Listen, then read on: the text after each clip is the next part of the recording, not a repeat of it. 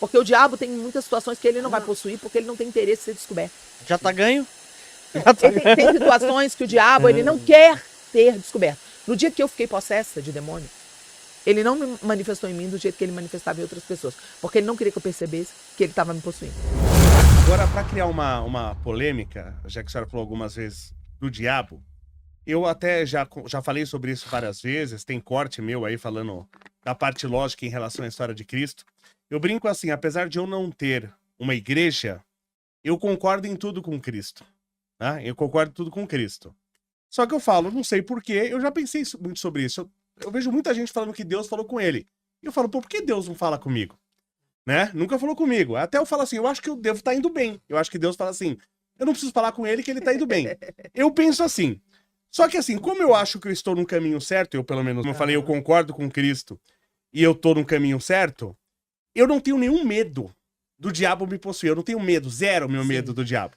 Eu desafio o diabo a me possuir. Coloca ali, ó. É. Vai agora. Eu desafio o diabo a me possuir. A pessoa que é possuída pelo diabo, ela tá com alguma fraqueza, ela tá em pecado. Por que a pessoa é possuída? Porque eu não acredito que o diabo consiga me possuir. Eu entendo, mas na verdade assim, o estágio da possessão, ele não é o primeiro estágio, entendeu? Tudo começa numa seta, como Efésios capítulo 6 diz, que existe um escudo chamado escudo da fé, com o qual você pode apagar essas setas, que são as palavras que ele fala, que o mal fala na sua cabeça, na primeira pessoa do verbo, para que você pense que é o seu próprio pensamento. Então, desde que você é criança, se você veio de um lar, por exemplo, onde Jesus não estava, onde Jesus não era invocado, o que a Bíblia nos conta é que a terra está caída. E que a terra, ela antes de cair, ela estava dentro da eternidade. E tudo era lindo, e tudo era perfeito, não existia morte, não existia envelhecimento. Se você pegasse uma cesta de fruta e colocasse em cima da mesa, ela ficaria ali por 1000 anos, não aconteceria nada com as frutas, porque não existia perecimento da matéria. Quando houve a tal da queda do homem, a historinha lá do fruto, que o mal entrou, foi como se fosse um vírus de corrupção natural. Esse vírus é o vírus do tempo. O tempo é a pior maldição que a gente recebeu, porque não existia tempo, nós estávamos todos, a terra e a dimensão que a gente vive material estava dentro da eternidade. Quando eles comeram o tal do fruto, que é uma coisa muito mais profunda do que uma simples frutinha, eles foram cuspidos, a terra inteira, a nossa dimensão inteira foi cuspida para a dimensão do tempo.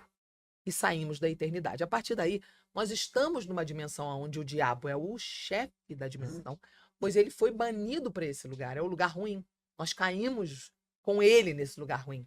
Ele é o chefe do sistema corrompido deste mundo caído. Então, o que acontece? Acreditar que o diabo existe, acreditar que isso tudo que eu estou te contando é real, já é um desafio muito grande.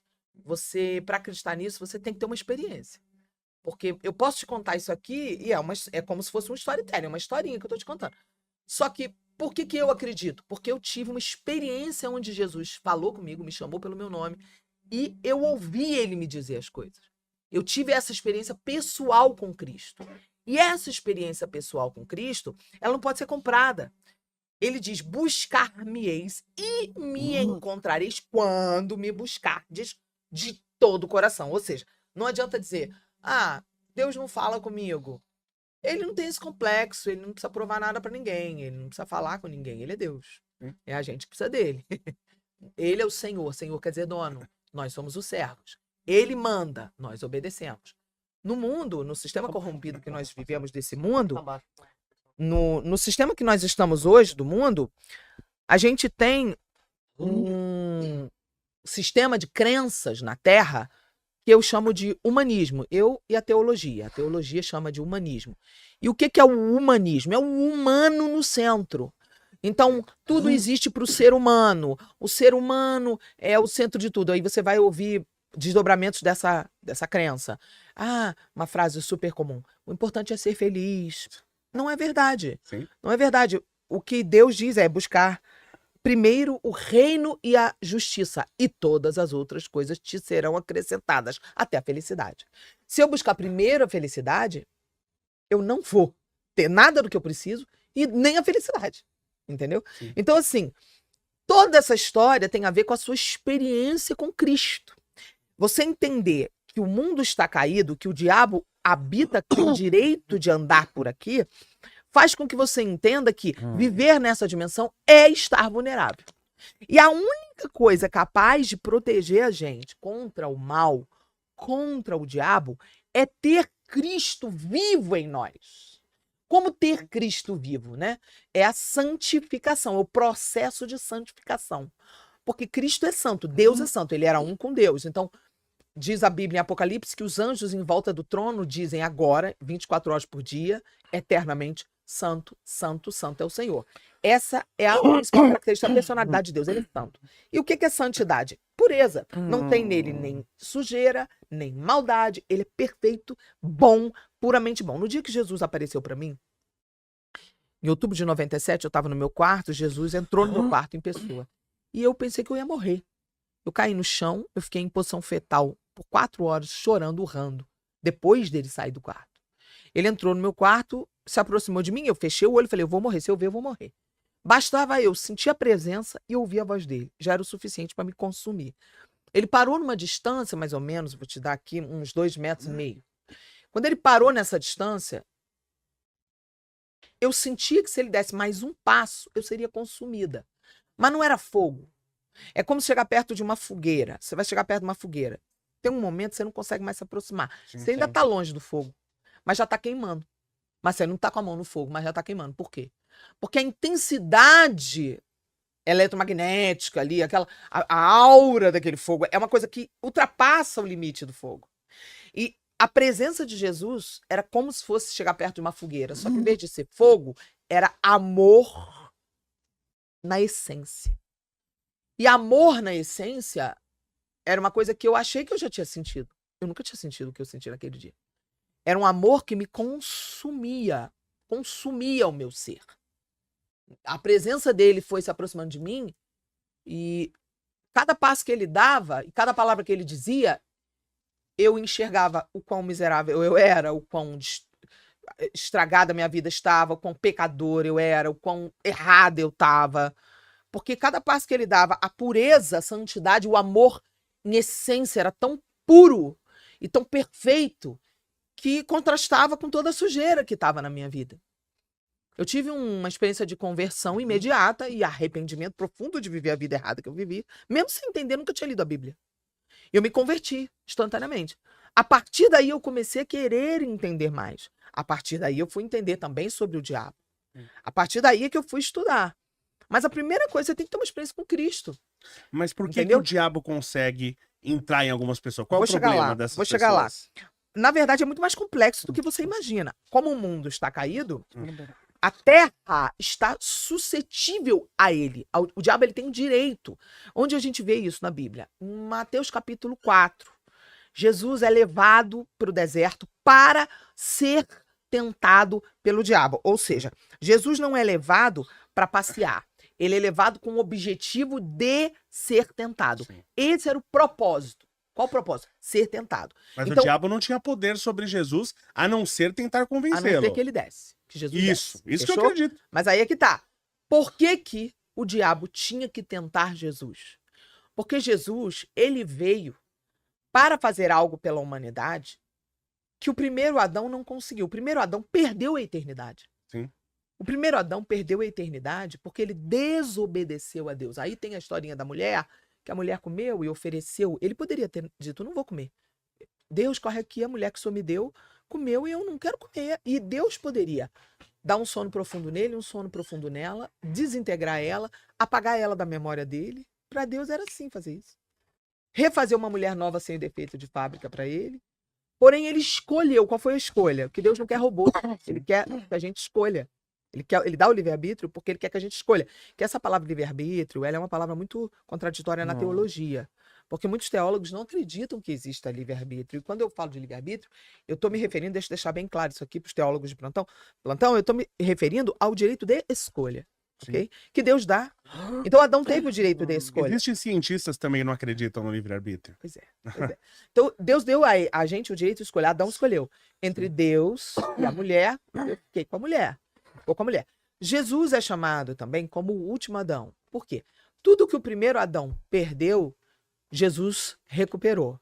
Tudo que o primeiro Adão foi vencido, Jesus venceu. Então Jesus precisava passar por todo tipo de tentação para que ele pudesse conseguir resgatar a humanidade. A cruz é um pacto que era muito comum naquela época ser feito. Imagina que você mora num território aí do lado dessa mesa e eu moro num outro território aqui do lado dessa mesa, a gente vai fazer um pacto. Naquela época, como que se fazia? Pegava-se um cordeiro, cortava-se o cordeiro, aquele sangue daquele cordeiro selava o nosso pacto. A partir do momento que a gente fazia um pacto, toca aqui, pronto, agora tuas terras são minhas terras são tuas. Vamos trocar de vida. Nós vamos misturar nossas vidas. Só que também tuas dívidas são minhas e minhas dívidas também são tuas. Então eu também vou pagar suas dívidas, você também vai pagar minhas dívidas. O sacrifício de Jesus na cruz, ele é o cordeiro. E ele tomou para ele a sua dívida, a minha dívida. Então ele fez tudo que o primeiro Adão não fez, ele venceu a mulher, morreu virgem aos 33 anos sem tocar em mulher, para poder resgatar a mulher. Ele resgatou a mulher porque ele tinha essa autoridade de não usar a mulher. Ele conseguiu. E ele conseguiu fazer tudo que ninguém conseguiu. Ele conseguiu ser tentado 40 dias. Ali foi tentado, e não está escrito os 40 dias, está escrito um resumo do resumo. Só que desse resumo do resumo tem coisas importantes, como, por exemplo, ele é levado pelo diabo a um monte muito alto, onde o diabo mostra para ele os reinos do mundo, a glória dos reinos. O que quer dizer isso? Os prazeres da terra. O melhor que a terra tem a oferecer na carnalidade, da fama, de tudo, do poder. Então o diabo ele mostra para Jesus, e Jesus está lá, cumprindo a função de ser tentado. Sim. E ele diz assim para Jesus, tudo isso eu te darei. Se ele está dizendo que te darei, é porque ele tem controle sobre. Então entende, você está vivo aqui? Nós estamos vivos aqui agora? Estamos. Nós já estamos no território do bicho. O bicho tá solto por aí. Para eu não estar debaixo do território dele, Jesus tem que estar vivo em mim. É como uma lamparina, tá tudo escuro, e é como uma lamparina que aqui dentro não deixa estar escuro. Mas Jesus... Não ter Jesus como seu Senhor e Salvador, Senhor quer dizer dono, Salvador é aquele que eu reconheço que morreu por mim, não ter ele vivo em você como seu Senhor e Salvador, já é a brecha para Satanás agir. Ah, mas eu não tô possesso. Ah, o diabo não me possui. Ah, desafio o diabo me possui. Beleza, pode falar o que você quiser. Mas é um outro estágio ser possuído. Sim. Porque o diabo tem muitas situações que ele não vai possuir porque ele não tem interesse em ser descoberto. Já tá ganho? Tem situações que o diabo ele não quer ser descoberto. No dia que eu fiquei possessa de demônio, ele não me manifestou em mim do jeito que ele manifestava em outras pessoas. Porque ele não queria que eu percebesse que ele estava me possuindo. Nossa. Eu fiquei presa no meu corpo, completamente presa, sem força para falar, minha mandíbula travada, meu corpo todo travado, minhas mãos, minhas pernas, tudo travado. Eu consciente e vendo que eu não tinha mais controle. E ele me travou inteira para eu não fazer a oração de renúncia que eu estava fazendo com meus pastores, que é uma oração hoje que eu faço no meu congresso de santificação, que só vai ter ano que vem agora, no feriado do carnaval do ano que vem. Vocês estão convidados se quiserem ir. E lá a gente faz, uma das ministrações de libertação sexual, um mapeamento de todas as alianças sexuais que você fez desde que você nasceu até hoje. Todas as ligações. Você tem que fazer desde... E na hora que a gente faz a oração, a gente faz a renúncia desde quando você era criança. Assim, desde que você nasceu. Por quê? Porque tem filhos que dormiam na cama dos pais. E se você faz a relação sexual com seu filho do lado, provavelmente na hora do orgasmo sexual, os campos eletromagnéticos se transformam em um. E voltam. Você se torna um só espírito com a pessoa. Por isso que você fica ligado como um fio eletromagnético para sempre, até que a morte os separe. Por isso que não tinha como quebrar essa ligação. O orgasmo sexual, ele faz você se tornar um. Por isso que, alguns casos, quando a pessoa vai fazer sexo, o cara vai fazer sexo com a garota de programa, ou com uma mulher endemoniada, ele tem a síndrome de eject. O que é a síndrome, entre aspas, de eject? É que tava o maior desejo, uma vontade, quando acaba o orgasmo, o cara tem ânsia de vômito, vontade de apertar um botão pra mulher sumir. Sair correndo. Isso é a síndrome de eject, que é quando termina o espírito dela e ela no teu, quando você volta sentindo e discernindo, porque todo mundo já sentiu isso. Ele tá rindo porque ele sabe exatamente do que você tá falando. Deixa eu falar. Infelizmente eu também sei. Eu não queria saber como eu sei. E infelizmente eu sei. Por isso eu consigo ministrar muito fácil para os homens. Sim. Porque eu tive uma vida promíscua antes de eu ser crente. E eu faço parte do grupo das mulheres que zerou a quilometragem. De verdade. Porque eu tenho mais de 25 23 anos, mais de 24 anos, é muito tempo, eu já perdi a conta, que eu não beijo na boca, que eu não tenho vida sexual, que eu não tenho, que nenhum homem me encosta. Então eu realmente vivo isso. Eu realmente paguei esse preço, decidi. Mas antes disso, eu tenho 52 anos hoje, antes disso, eu sei o que é ter tido uma vida promíscua. Eu sei o que é você ir para um motel com a pessoa, achando uma maravilha, terminar e você querer vomitar na cara da pessoa. Eu entendo perfeitamente quando os homens falam. Porque eu vivi. Do Léo. Eu vivi Eu isso. não. Eu vivi isso. E a gente ri porque a gente sabe quão horrível é. Sim. É bizarro, Bizarro, mas não. é real. E Sim. todo mundo que tá ouvindo aqui tem que saber. É real. Você se torna um só espírito com a pessoa quando você tem relação. E às vezes tem pessoas que falam assim, não, a gente não teve relação completa, não teve copulação, não teve ato sexual completo, não teve penetração. Ah, mas teve um bulinando no outro. Se tiver o orgasmo, os dois corpos espirituais se transformam em um. Não tem como impedir isso. Foi criado por Deus para ser assim. É por esse motivo que na hora da renúncia, nós fazemos a renúncia, inclusive, tem crianças, tem pessoas que foram abusadas na infância. Sim. E que nós fazemos a renúncia e tem muita gente que passa mal na hora, porque o espírito que está no abusador vem pela ponte, Meu que está Deus. feita até hoje. No dia que eu fui fazer a minha renúncia, fui renunciar ao cara que eu caía sempre com ele. Depois de crente, eu ainda caía com esse cara. Quando eu fui fazer a renúncia, porque pela ponte que tinha entre eu e o cara, os demônios vieram e travaram. Não queremos que Mas quebre essa esse ponte. demônio já tinha entrado no passado. Não, esse demônio estava no cara, eu e ele fizemos Ah. relações, veio para morar em mim e transitava. Ah. Tem pessoas, tenta entender, Você tem mas que permitir de alguma forma que o demônio. permitir aí dormir com a pessoa. Tá. Agora, a criança, ela é uma vítima. Porque a Sim. criança, se ela sofre um abuso, ela foi invadida. Sim. Você entendeu? Por Sim. isso que eu digo e afirmo, pedofilia é um pecado que não tem perdão. É blasfêmia, Sim. é também blasfêmia. O que eu já contra falei o aqui em Espírito Santo. podcast, já cansei de falar em outros, Tá. é o seguinte: pedofilia, pra mim, a única solução é tiro. Porque é o seguinte, Eu acredito nisso. a Bíblia fala que tem um pecado que não tem perdão, que é a blasfêmia contra o Espírito Santo. Só Sim. que a blasfêmia contra o Espírito Santo, ela tem muitas vertentes. Ela tem muitas áreas que você pode falar que isso é blasfêmia. Falar mal, profanar, As pessoas tornar... morriam por blasfêmia no passado. Obrigada. E É. aí, o que acontece? Tocar num ser puro, que é uma criança, também é uma forma de blasfemar Claro. contra o Espírito Santo. Claro. Então, muita gente fica revoltada comigo e fala, mas que absurdo, se o pedófilo se arrependeu. Eu falo, só tem um jeito do pedófilo se arrepender. no inferno. Só tem um jeito do pedófilo se arrepender. Se a pessoa cometeu um ato de pedofilia isolado, porque aquela pessoa ficou possessa. Então, ela não é um pedófilo, ela está possessa de um demônio, e a pessoa, Nossa. numa possessão, isso existe. Existem coisas completamente absurdas na área sexual, né? Eu já vi, por exemplo, um rapaz que ele trabalhava comigo numa loja e ele era super gay, super bichona assim, daquelas. Não sei o quê. Sim. A gente ficava rindo, a gente botava aba pra ficar dançando aba, todo tipo de música mais ligada pro gay, assim. A gente ficava fazendo todo tipo de brincadeira de drag queen na empresa que eu trabalhava, ele super gay. Um dia a gente vai pra uma festa da empresa, ele começa a beber vodka, ele puf, virou homem.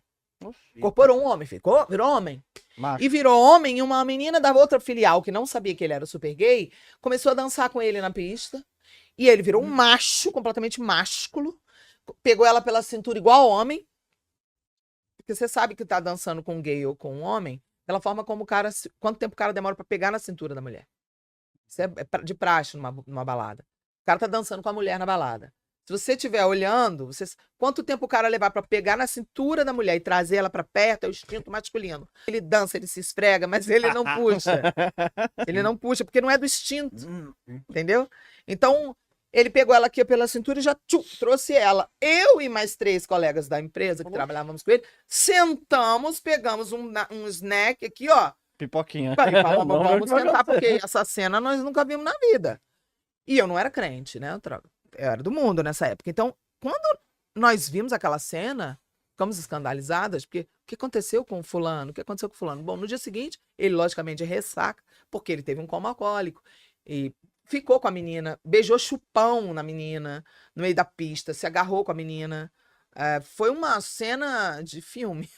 Assim. Mas no final das contas, tá? Ele acabou passando mal, não dormiu com a menina, né? Porque se tivesse dormido, ela ia dormir com o Thor, acordar com a Princesa Leia. Agora, uma coisa que eu. E, Oh, só pra perdão. você entender, no dia seguinte, o desfecho é esse. Sim. Eu falei com ele, O falei, que aconteceu? por quê? O que aconteceu com você ontem? Por que você teve aquele comportamento? Cara, você mudou completamente. Ele, ai, não conversa comigo, ai, não fala. Super feminino ele. Sei. Aí, de repente, ele virou pra mim e falou assim... Eu sempre fui uma pessoa que gostava muito de conversar. Eu tenho um jeito muito... Meu approach pra conversa é muito fácil, assim. Eu gosto muito de conversar. E fui futucando, mas fala, fulano, fala. De repente, ele falou, olha... Quando eu era criança, eu fui abusado sexualmente pelo meu próprio pai. Nossa. Então, eu me tornei aquilo que o meu pai queria que eu fosse. Nossa. Então, o que ele mostrou? Quando ele incorporou, eu não sei se ele estava incorporado, mas quando ele ficou dopado de bebida, quando ele entrou no estágio da bebida, que eu não posso afirmar que ele estava incorporado, mas ele parecia ter virado uma outra pessoa, ali talvez estivesse a essência verdadeira dele. Talvez ele tivesse incorporado, talvez o diabo tivesse também se aproveitando disso. Entendeu? Então, assim, existem coisas que a gente não tem ideia do que está por trás. Mas voltando a responder a sua pergunta, o que faz uma pessoa ser incorporada e outra não? São N fatores. A incorporação ela já é um estágio mais avançado. E nem sempre o diabo quer aparecer. Entendeu? Nesse caso desse rapaz, se era um demônio, não apareceu. Não dá pra você saber se era um demônio ou não. A verdade é que, para você ficar incorporado, tem uma série de coisas que vai depender. Existem demônios que não incorporam. Tem mais essa para completar. Porque no inferno tem níveis diferentes de demônios. Os demônios que geralmente incorporam são os mais baixo nível do inferno. Os demônios mais alto nível. Quanto mais alto nível no grau do inferno, mais intelectuais eles são. Os demônios do intelecto são demônios que eles não te deixam crer. Você não consegue crer, você não consegue ter uma mente livre para acreditar. E era o que eu sofri muito, né? Eu sofria muito porque enquanto o pastor pregava, e era uma pregação maravilhosa, um pastor maravilhoso, o meu cérebro ficava, mas por quê? Mas como? Mas quem disse? Mas como é que prove? Sim. Então, os espíritos do intelecto que travam teu intelecto, eles são muito mais barra pesada do que os que incorporam. Sim. Porque o que incorpora, você vê que incorporou, você manda sair em nome de Jesus. Acabou. É mais fácil. Mais fácil. Quanto mais alto grau, Sim. mais difícil é incorporar. Você entendeu? Então aí você tem que desconfiar. Você está sem Jesus. E você nunca teve nenhuma manifestação, às vezes o que pode agir... E se não tem Jesus, deixa eu te falar, se Jesus não está na tua vida, a Bíblia é clara, a casa não fica vazia. Ah, sim. Mas Jesus a tá casa na minha é você. vida. Pronto. Aí, ó. Então pronto. Sim. Então, estamos entendendo. Sim. Se Jesus não tá, a casa não fica vazia. O ladrão vem.